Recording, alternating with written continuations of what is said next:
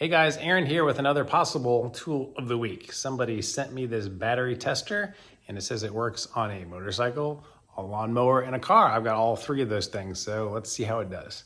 This right here is the unit. I'll put a link to it in the description so you can get it on Amazon. On the back of it, it has a list of features that you can check out. So it talks about how it doesn't have a battery. It gets the power from the batteries themselves that it's testing.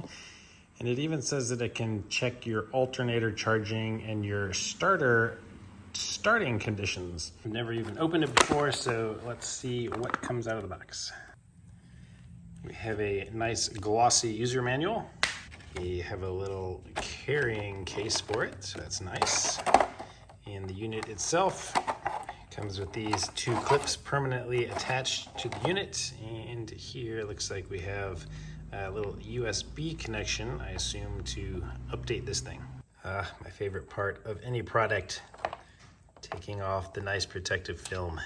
All right, first thing I'm noticing is that these are seem to be very high quality, really good plastic on here. Doesn't seem cheap at all.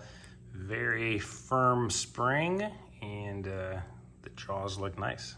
So I'm just gonna do the tool setup here and set it to English, but to do this, you have to have power and you have to apply it to a battery to have some power. So since I have a lawnmower here and it says it works on a lawnmower, let's flip my seat over, get to my nice dirty battery.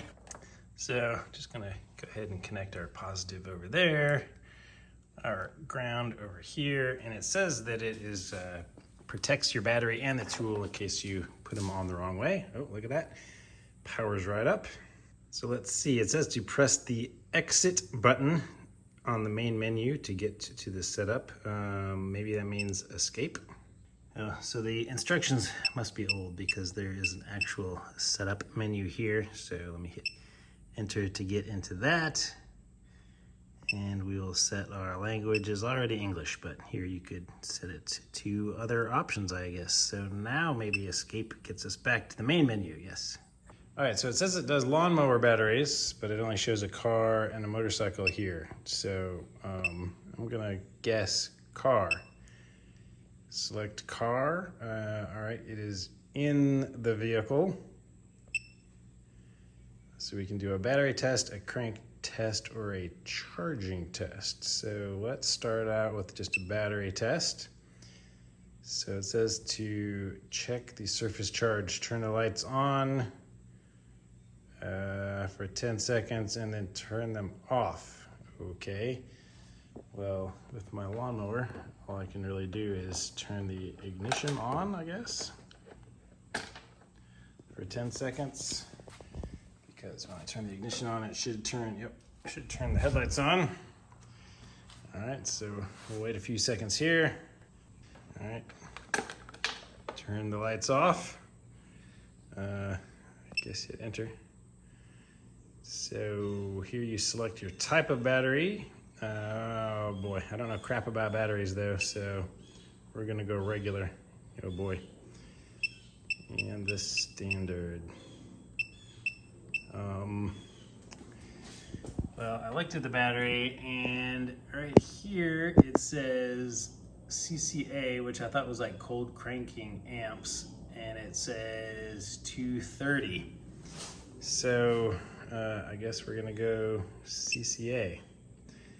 And you can adjust this to whatever your actual battery is. Mine is 230.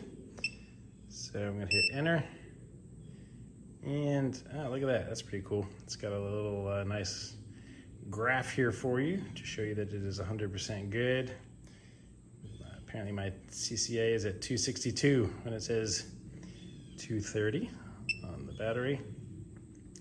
My voltage is 91% good, maybe because I've had this thing on it and it's starting to suck some battery. I guess this is the waveform button. It shows like a live reading, I guess. That's cool. I guess that's it for that. So let me go back in here do a cranking test, see what this does. Please turn off the engine. Okay, it is off. Start engine. Oh, I guess I probably should have choked this ahead of time. But let's see what it does when we try this. Okay, RPM detected.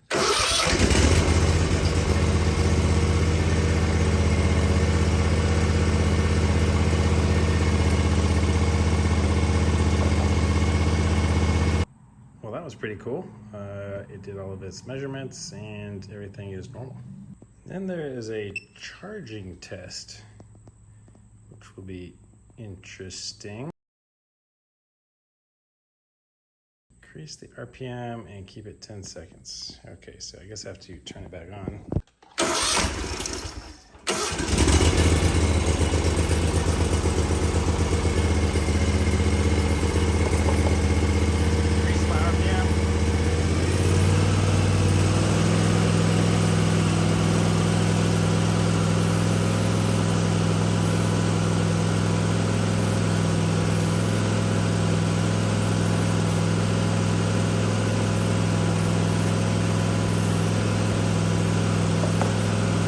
Once again, very cool. So I guess that's how you're testing your alternator.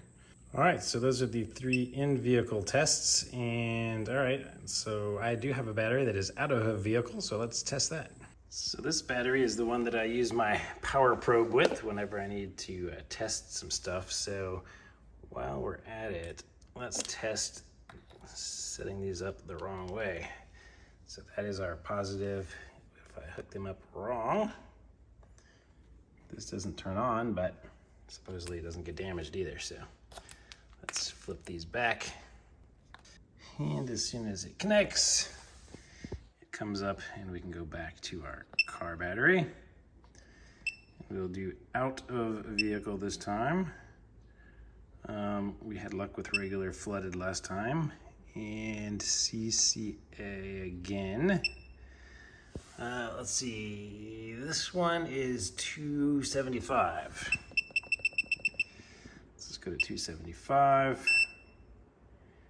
And this battery is good and it should be recharged. So yeah, this has actually been not in anything ever. I just bought it from Walmart, I believe, probably 2 years ago, and I've never charged it. I've just used it to test things. So yeah, I do need to go ahead and test it.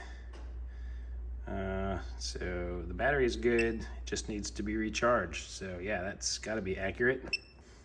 All right, so very cool. That's what it can do when it is out of the car. All right, in our instruction manual, we have some info on the battery types you can select. So there's CCA, and then there are other types. And these are the rest of the other types. Some information about what they can measure. And here are the different test results that it can have. So we saw a good battery, we saw good and recharge, which means it's good, but you should recharge it before using. And I don't have any bad batteries, but if I did, I guess it would show replace like this. If the battery needs to be replaced, or if it has a bad cell, it can detect that and tell you. Or if it's just completely dead, I assume it would tell you to charge it and then retest it. And this little chart here shows you that if you use the waveform button, it will be constant unless the voltage changes, and then it'll show you this information, which can be useful for diagnosing electrical stuff. Yeah, okay, so if you're a serious professional with this stuff, the print feature is what that USB port is used for. You can actually print the results using the USB cord attached to a computer. And it does have software that you can update through their website and that same USB cord. So if you were to hook it up to a motorcycle, these are all of the different battery ratings that it can do. So you would have to figure this out from your battery.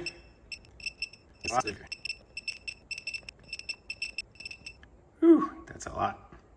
Let's go over the rest of these. Here you can hop straight to the waveform if you don't want to push that waveform button.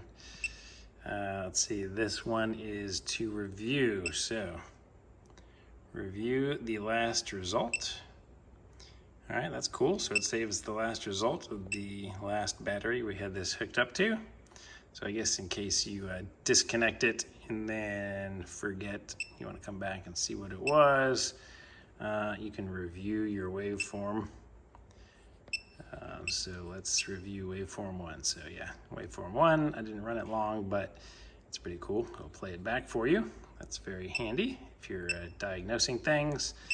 And then delete result, which I guess is that last one we just did. So now if I try to review result, yep, all gone. And then on the bottom is the print function. So you can do your result or your waveforms. And then we saw the settings. So you can turn the beep off, I guess. You can actually test the device itself.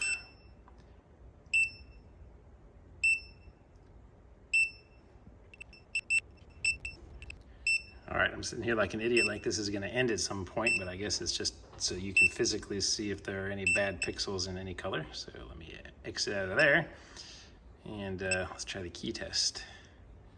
So, up, down, escape, enter, wave. All right, all the keys work.